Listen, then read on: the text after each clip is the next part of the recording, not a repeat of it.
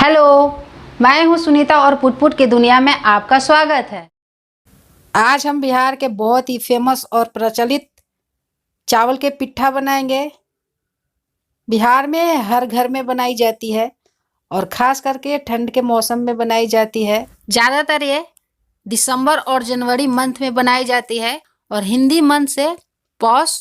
ये खाने में बहुत ही टेस्टी है और हेल्दी भी है क्योंकि इसको बिना फ्राई किए हुए हम बनाएंगे और बनाने का तरीका बहुत ही सिंपल है। तो आप इस तरीके से एक बार ज़रूर बनाना। अगर अभी तक आप मेरे चैनल को सब्सक्राइब नहीं किया है तो प्लीज़ मेरे चैनल को सब्सक्राइब कर देना और साथ में बेल आइकन प्रेस कर देना। तो चलिए बनाना शुरू करते हैं चावल का पिट्ठा। तो चावल के पिट्ठा बनाने के लिए सबसे पहले हमें स्टफिंग बनाना है, तो उसके लिए हम ये मसाला पीस कर तैयार कर लेते हैं। तो यहाँ पे हमने थोड़ा सा अदरक लिया है, जीरा लिया है, काली मिर्च है, हरी मिर्च है और लहसुन है। इन सबको हम मसाला पीस कर तैयार कर लेते हैं। ये उबले हुए आलू है, इसको हमने मैशर से मैश कर लिया है। इसमें बड़े टुकड़े नहीं रहने चाहिए, बिल्कुल ही मैश चाहिए। तो चलिए अभी हम स्टफिंग बनाना शुरू करते हैं। तो सबसे पहले गैस पे हम कढ़ाई को चढ़ा देंगे। जब कढ़ाई गर्म हो जाएगी तो उसमें हम तेल डालेंगे। तेल आप खाने वाला कोई भी डाल सकते हो, मैं यहाँ पे सरसों तेल डाल रही हूँ।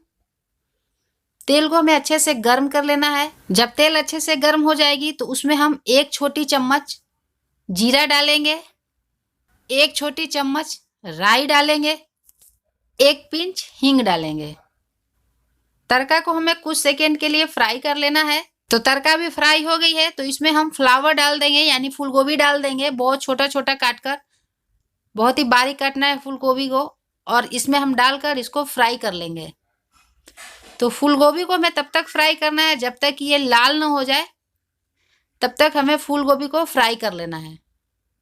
तो गैस का फ्लेम हमने हाई कर रखा है और बीच बीच में फूल गोभी को हमें चलाते रहना है, नहीं तो जल जाएगी। और हमें इसको चला चला कर लाल होने तक इसको फ्राई कर लेना है। तो अभी आप देख सकते हो फूल गोभी फ्राई हो गई है, ये लाल हो गई है।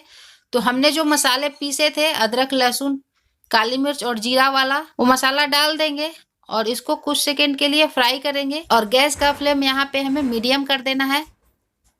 अदरक लहसुन वाले जो पेस्ट था वो भुन गया है। तो अभी इसमें हम कुछ सूखे मसाले डालेंगे। यहाँ पे हम 1 छोटी चम्मच हल्दी पाउडर डाल रहे हैं, 1 छोटी चम्मच लाल मिर्च पाउडर, तीखा आप अपने हिसाब से कम ज्यादा कर सकते हो, 2 छोटी चम्मच धनिया पाउडर, 1 छोटी चम्मच गरम मसाला। और इन सारी मसालों को डालकर हमको अच्छे से मिक्स कर लेना है। और गैस का फ्लेम हमने लो कर दिया है ताकि मसाले जले ना। अभी इसमें हम 1 चम्मच के करीब पानी डाल देंगे और पानी डालकर मसाले को अच्छे से मिक्स कर लेंगे। और मसाले को हमें तब तक भूनना है जब तक ये तेल ना छोड़ दे। और मसाले को बीच बीच में चलाते रहना है, नहीं तो तले से चिपक जाएगी। और इस तरह से दबा दबा कर फूल गोभी जो है उसको भी दबा दबा कर तोड़ना है। बहुत बड़ा अगर टुकड़ा रह जाता है तो उसको तोड़ देना है और मसाले के साथ उसको मिक्स कर देना है। तो अभी आप देख सकते हो मसाले काफी अच्छे से भुन गई है, बिल्कुल ही। तो इसमें हम जो उबले हुए मसल के आलू रखे थे उसको डाल देंगे, सारे आलू को एक साथ डाल देंगे। और गैस का फ्लेम हमें लो ही रखना है। और इसी के साथ हम स्वाद अनुसार नमक डाल देंगे। और नमक डाल के अब मसाला आलू सबको अच्छे से मिक्स करना है, बहुत ही अच्छे से मिक्स कर देना है। जिस तरह से हम आलू पराठे का स्टफिंग बनाते हैं, बिल्कुल उसी तरह से इसको भी मिक्स करके स्टफिंग बनाना है। तो अच्छे से हमें इसको मिक्स कर देना है एक दूसरे को। और इसी के साथ इसमें हम कटा हुआ ढेर सारा हरा धनिया डाल देते हैं और हरा धनिया डाल के इसको भी अच्छे से मिक्स कर लेते हैं आलू मसाले के साथ। इस तरह से हमें चला चला कर मसाले को मिक्स कर लेना है। तो आप देख सकते हो मसाले काफ़ी अच्छे से मिक्स हो गई है, बहुत ही अच्छे से मसाले आलू हरा धनिया जो हमने डाले थे वो सब बहुत अच्छे से मिक्स हो गई है। तो गैस को हम यहाँ पे बंद कर देते हैं और स्टफिंग को ठंडा होने देते हैं। तो अभी हमें चावल का आटा बनाना है। तो यहाँ पे हमने पीसे हुए चावल ले लिए हैं। तो यहाँ पे हमने गैस पे कढ़ाई में पानी डालकर चढ़ा दिया है। तो पानी आप अपने हिसाब से डालना, जितना चावल के आटा है उसी के हिसाब से आप पानी डालना। और इसमें अब हम थोड़ा सा नमक डालेंगे। बहुत ज़्यादा नमक नहीं डालना है, इसमें हमें आधे छोटी चम्मच के करीब नमक डालना है।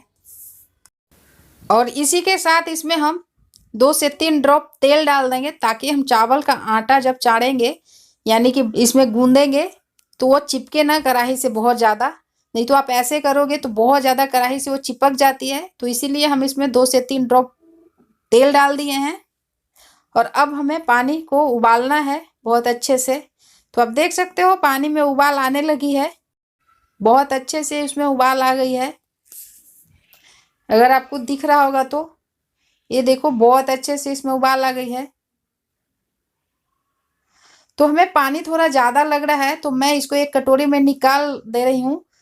अगर मुझे कम लगेगा तो मैं फिर बाद में ऊपर से डाल दूंगी। अगर ज़्यादा हो गया तो फिर मुझे इसमें चावल का आटा ज़्यादा डालना पड़ेगा। तो इसीलिए मैं इसको निकाल ली हूँ। और अभी मैं इस चावल का आटा इसमें धीरे धीरे करके डालूंगी और इसको मिक्स करना है। इसको अच्छे से मिक्स करना है। और अगर आपको लगे कि पानी कम लग रहा है तो आप इसमें गर्म पानी, बिल्कुल ही उबला हुआ पानी इसमें आप मिक्स कर सकते हो। तो मैं जो पानी निकाल कर रखी थी उसको मैं इसमें डालूंगी थोड़ा थोड़ा करके, क्योंकि पानी मुझे कम लग रहा था। और शुरुआत में मैं इसलिए निकाल दी थी क्योंकि अगर ज़्यादा हो जाता तो चावल की आटा गीली हो जाती। तो मैं अभी इसमें ऊपर से पानी डालूंगी। तो इस तरह से हमें ऊपर से थोड़ा थोड़ा पानी डालकर इसको चलाते रहना है, मिक्स करते रहना है। तो इसको मैं अभी अच्छे से मिक्स कर लेती हूँ। अगर आपसे गैस पे ये मिक्स नहीं हो रहा है तो आप यहाँ गैस बंद करके कढ़ाई नीचे उतार कर आप अच्छे से इसको मिक्स कर सकती हैं। तो अभी आप देख सकते हो चावल के आटा काफ़ी अच्छे से मिक्स हो गया है, ये बहुत ही अच्छे से, ये देखो बहुत अच्छे से मिक्स हो गया है। तो अभी मैं इसको एक बर्तन में निकाल लेती हूँ और अब मैं चावल के आटा को गूंदूंगी। तो यहाँ पे हम एक बड़े से थाली में चावल के आटा को निकाल लिया है, ये देखो। और हल्का गर्म में ही इसको गूंदना है। अगर ये ठंडे हो जाएंगे तो बहुत अच्छे से नहीं आप गूंद पाओगे। तो हल्के गर्म में ही इसको गूंदना है। और यहाँ पे हमने जो कटोरी में पानी निकाले थे तो आधे से ज़्यादा पानी हमने इसमें डाल दिए थे गैस पे ही। और अभी हमें गूंदने के लिए भी गर्म पानी ही चाहिए।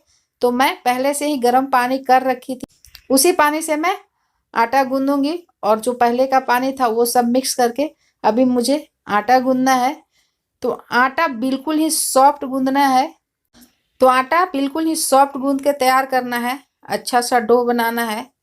तो इस तरह से हमें धीरे धीरे पानी डालकर गूंदते रहना है और थोड़ा सावधानी से गूंदना है, क्योंकि चावल के आटा गर्म है और पानी भी गर्म है। तो थोड़ा सावधानी से आपको गूंदना है। तो चावल का आटा उतना गर्म होना चाहिए जितना आपका हाथ सह सके। और इस तरह से हाथ से दबा दबा कर बहुत अच्छे से इसको गूंद लेना है, एकदम सॉफ्ट नरम सी चावल की आटा। आप देख सकते हो मैं कैसे इसको गूंद रही हूँ। इसी तरह से हमें थोड़े थोड़े से पानी लेकर गूंदना है और बहुत सावधानी से, क्योंकि चावल की आटा भी गर्म है और पानी भी गर्म है। तो इस तरह से हमें गूंद कर इसको तैयार कर लेना है। तो आप देख सकते हो चावल के आटा बिल्कुल ही गूंद के तैयार है और बिल्कुल ही सॉफ्ट गूंदी है, ये देखो एकदम मुलायम सी चावल के आटा गूंद के तैयार है। पीठा बनाने के लिए सबसे पहले हमें गर्म पानी की ज़रूरत पड़ेगी। तो यहाँ पे हम एक बड़ी सी कढ़ाई में पानी डाल देते हैं। पानी ढेर सारा डालना है, तो मैं यहाँ पे कढ़ाई भर के पानी डाल दे रही हूँ। और गैस का फ्लेम हम हाई कर देंगे और पानी को उबलने देते हैं। तो जितना देर में पानी उबल कर तैयार होगा उतना देर में हम पीठे को गढ़ कर तैयार कर लेते हैं, यानी कि बनाकर तैयार कर लेते हैं। तो यहाँ पे हमने सूखे चावल का आटा ले लिया है और जो हमने आटा गूंद कर चावल का तैयार किया था वो है, और आलू का जो मसाला हमने बनाए थे वो है। तो इस तरह से हाथ में हम एक छोटा सा आटा का लोई लेंगे और उसको सबसे पहले गोल करेंगे। और जब भी आप इस तरह से कर रहे हो, हाथ में अगर चिपक रहा है आटा, तो आप सूखा आटा ले सकते हो, हाथ में लगाकर आप बना सकते हो, क्योंकि चावल की आटा थोड़ा हाथ में ज़्यादा चिपकती है। इस तरह से आप हाथ में चावल का आटा लगाकर इस लोई को एक कटोरी का शेप दे देंगे, जैसे हम आलू के पराठे या कोई भी पराठे का स्टफिंग करते हैं उसी तरह से हमको स्टफिंग करना है।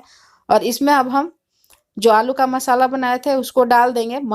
आलू का मसाला बहुत ज़्यादा नहीं डालना है, नहीं तो ये फिर फट जाएगी। तो 1 से 1.5 चम्मच के करीब इसमें हमने आलू के मसाले डाल दिए हैं और इस तरह से दबाकर और हाथ घुमा घुमा कर इसके मुंह को बंद कर देना है बिल्कुल ही। तो इस तरह से घुमा घुमा के इसको हम बंद कर देंगे और जब भी आपका लगे कि स्टफिंग बाहर आ रही है तो इस तरह से उंगली से उसको अंदर कर देना है और बंद कर देना है इसके मुंह को अच्छे से। आप देख सकते हो ये गोल हो गया है और जो एक्स्ट्रा आटा था मैं उसी में इसको दबा दी हूँ। तो आप चाहे तो ऐसे भी रख सकती हैं या मैं इसको एक शेप दूंगी जो हम लोग के यहाँ बनता है। इस तरह से हाथ को घुमा घुमा कर इसको हमें एक शेप देना है। आप देख सकते हो मैं जैसे इसका शेप बना रही हूँ आप वैसे बना सकते हो बिल्कुल ही। तो आप यहाँ पर देख सकते हो पिठा गढ़ कर एकदम तैयार हो गई है। तो चलिए अभी मैं दूसरा बनाकर आपको दिखा देती हूँ। तो फिर से हम उसी तरह बनाएंगे। हाथ में थोड़ा सा आटा लेंगे, इसको गोल शेप देंगे, फिर एक कटोरी बनाएंगे, फिर उसमें स्टफिंग डालेंगे और फिर हम इसका पिठा का शेप देंगे जैसे हमने बनाया है। तो वीडियो को आप पूरा देखोगे तभी आपको समझ में आएगा कि कैसे हमें शेप देना है। तो प्लीज़ वीडियो को पूरा देखना, स्किप नहीं करना, नहीं तो आपकी पिठा बिगड़ जाएगी, अच्छा नहीं बनेगी। तो आप प्लीज़ वीडियो को पूरा देखना। तो यहाँ पे जो एक्स्ट्रा आटा है मैं उसी में शेप बना रही हूँ। ये देखो उसको निकालने का भी ज़रूरत नहीं है, उस पर भी आप शेप बना सकते हो और जस्ट उसके पीछे एक शेप देना है। ये देखो इस तरह से। तो इस तरह से हमें एक लंबा शेप दे देना है और हमें पिठा जब भी बनाना है तो हथेली के जो पीछे वाली भाग होती है उससे हमें इसको दबा दबा कर शेप देना है। तो आप देख सकते हो ये भी पिठा बनकर तैयार हो गई है। तो मैं और दूसरा एक तरीका बताती हूँ। तो यहाँ पे हमने 2 गढ़ लिया है और दूसरा एक तरीका मैं बताती हूँ कि इस तरह से भी आप बना सकते हो। तो यहाँ पे हमने स्टफिंग भर लिया है और ये जो लंबा वाला है आटा निकला हुआ है उसको हम इस तरह से हाथ से दबाकर शेप दे देंगे। ये देखो बिल्कुल इस तरह से हमें शेप दे देना है और फिर दूसरा यहाँ पे हमें लगाना है इसका शेप। इसी तरह से दबाकर हम इस तरह से इसको लंबा निकाल देना है। ये देखो आटा इस तरह से दबा दबा कर हाथ से। और फिर तीसरा इस साइड बिल्कुल ही समोसे जैसा इसको इसका शेप देना है, जैसे समोसे की होती है ना ट्रायंगल शेप, उस तरह से इसको हमें ट्रायंगल शेप बनाना है। तो आप इस तरह से इसको ट्रायंगल शेप में भी पिठे को बना सकते हो। ये देखो बहुत अच्छे से ट्रायंगल शेप में बन गई है। तो यहाँ पे हम आपको 2 तरह का पिठा बनाना बता दिए हैं। सबसे इजी मैं आपको एक और बता देती हूँ, वो सबसे इजी है, बहुत मेहनत करने की ज़रूरत नहीं है। तो आप इस तरह से भी पिठा गढ़ कर तैयार कर सकती हैं। आप इस तरह से इसको गोल भी रख सकती हैं। ये देखो ऐसे गोल रख सकती हैं और गढ़ते समय अगर थोड़ी सी दरार आ जाए तो उसको इस तरह से खींच कर हम इसको अच्छे से ठीक कर देंगे। तो मैं यहाँ पे 3 तरह के पीठे बनाकर आपको दिखा दी। तो चलिए मैं सारे पीठे गढ़ कर तैयार कर लेती हूँ, फिर मिलती हूँ आपसे। तो आप यहाँ पे देख सकते हो मैं 3 तरह के पिठा बनाकर तैयार की हूँ। एक ट्रायंगल शेप है, एक लंबा वाला है और एक गोल है। तो चलिए अभी मेरी सारी पिठे तैयार हो गई है बिल्कुल ही बहुत ही अच्छे से। मैं यहाँ पे आपको दिखा देती हूँ। ये देखो इस तरह से क्रैक नहीं होनी चाहिए, कभी कभी हो जाती है। अगर इस तरह से आपकी क्रैक हो जा रही है तो फिर पिठा जब हम उबालेंगे तो बहुत ज़्यादा फट जाएगी, खराब हो जाएगी। तो मेरे एक पिठे में ऐसे क्रैक आ गई थी, तो इसको मैं अलग से उबाल लूँगी। जो अच्छे वाले हैं उनको मैं उबाल कर तैयार कर लेती हूँ। तो गैस पे हमने पहले से ही पानी चढ़ा रखी थी। तो पानी में हमें अच्छे से उबाल आने देना है। तो आप देख सकते हो पानी में उबाल आने लगी है बहुत ही अच्छे। तो यहाँ पे हमने जितने भी पीठे बना कर रखे थे उसको एक एक करके डालते जाएंगे और गैस का फ्लेम हम हाई ही रखेंगे और इस तरह से हम एक एक करके डालते जाएंगे। थोड़ा सावधानी से डालना, नहीं तो पानी बहुत गर्म है, उछलकर आपको पड़ भी सकती है। तो इसलिए सावधानी से डालना है और एक एक करके जितना भी कढ़ाई में पीठे आए उतना डाल लेना है। तो यहाँ पे आप देख सकते हो सारे पीठे मैंने डाल दी है और अभी मैं इसको एक बड़े से थाली से ढक कर इसको पकने देती हूँ और गैस का फ्लेम हम हाई ही रखेंगे और बीच बीच में प्लेट को हटाकर इसको चलाते रहना है। तो हमें किसी नुकीली चीज़ से नहीं चलाना है, जैसे करछी छोलनी जो होती है उससे नहीं चलाना है। इस तरह से हम बेलन से चला सकते हैं। आप देखो बेलन से इस तरह से हमें धीरे धीरे इसको चलाना है। बहुत तेजी से नहीं चलाना है, इस तरह से धीरे धीरे चलाना है, नहीं तो पीठे टूट जाएगी। और किसी भी नुकीली चीज से अगर हम चलाते हैं तो क्या होता है, वो पीठे में जाके लग जाती है और पीठे कट जाती है, तो फिर उसका जो स्टफिंग है वो बाहर आने लगता है। तो हमें बहुत सावधानी से इसको चलाना है। पीठे के पकाते हुए हमें अभी 12 मिनट हो गई है और देख लो आप, सारे पीठे पानी में तैरने लगे हैं, यानी कि पीठा बहुत अच्छे से पक गई है। जब भी आप पीठा बना रहे हो और सारे पीठे पानी के ऊपर ऐसे तैरने लगे तो आप समझ जाओ कि पीठा अच्छे से पक गई है। तो इस तरह से हाथ से दबा के भी आप चेक कर सकते हो। लेकिन इसका पकने का यही एक तरीका है कि सारे पीठे आप देख सकते हो पानी में एकदम ऊपर आ गई है, ये देखो बहुत अच्छे से, यानी कि बहुत अच्छे से पक गई है। तो अभी मैं इसको निकाल लेती हूँ और गैस का फ्लेम मैं लो रखूंगी, क्योंकि मुझे और जो बचे हुए पीठे हैं उसको डालना है। तो मैं यहाँ पे गैस का फ्लेम लो कर देती हूँ। तो पीठा को मैं झंझरा से निकाल रही हूँ, तो बहुत सावधानी से निकालना है, नहीं तो अगर वो लग जाएगी तो पीठे कट जाएगी। तो बहुत सावधानी से करके इसको हम निकाल लेते हैं। तो यहाँ पे हमने सारे पीठा निकाल लिया है, ये देखो बहुत अच्छे से ये पक गई है। एक बड़े से बर्तन में ठंडा पानी ले ली हूँ, बिल्कुल नॉर्मल जो टेम्परेचर, रूम टेम्परेचर वाला जो पानी होता है वो ली हूँ, और उसमें मैं सारे पीठे को डाल दूंगी। क्योंकि जब हम पानी में इसको उबालते हैं तो थोड़ी सी चिपचिपी हो जाती है, तो उसको साफ करने के लिए हमें ठंडे पानी की ज़रूरत पड़ती है। आप ऐसे भी रख सकते हो, कोई प्रॉब्लम नहीं है। तो अभी मैं पीठा को एक एक करके एक थाली में निकाल लेती हूँ। तो लीजिए, गर्मा गर्म पीठा बनकर तैयार है। ये खाने में बहुत ही टेस्टी लगती है फ्रेंड, आप इस तरीके से एक बार ज़रूर बनाना। बिहार में जो हिंदी के पौष मास होती है उसमें ये बहुत बनाई जाती है। पीठा बहुत तरह के अलग अलग स्टफिंग तैयार करके बनाई जाती हैं। तीसी गुड़ वाली बनती है, चना दाल की बनती है, मावे वाली बनती है। मावा वाली को पानी में नहीं दूध में पकाया जाता है। तो बहुत तरह के पीठे बनती है। तो बिहार का ये बहुत ही फेमस पीठा है। तो अभी मैं पीठा को काट के दिखा देती हूँ। अभी गर्म है इसलिए मैं हाथ से नहीं तोड़ रही हूँ। और ये देखो कितने अच्छे से स्टफिंग भरी हुई है, बहुत ही अच्छे से स्टफिंग भरी हुई है और अंदर तक काफ़ी अच्छे से पक गई थी। आप देख लो बहुत अच्छे से स्टफिंग भरी हुई थी और अंदर तक बहुत अच्छे से पक गई थी। तो लीजिए, गर्मा गर्म बिहारी स्टाइल पिट्ठा बनकर तैयार है। खाने में बहुत ही टेस्टी लगती है, आप इस तरीके से एक बार ज़रूर ट्राई करना। तो चावल का पिट्ठा आपको कैसा लगा हमें कमेंट करके ज़रूर बताना। और अगर आपको ये रेसिपी अच्छी लगे तो लाइक करें, शेयर करें और हमारे यूट्यूब चैनल को सब्सक्राइब करें। Thank you. फिर मिलते हैं एक नई रेसिपी के साथ, तब तक के लिए बाय बाय।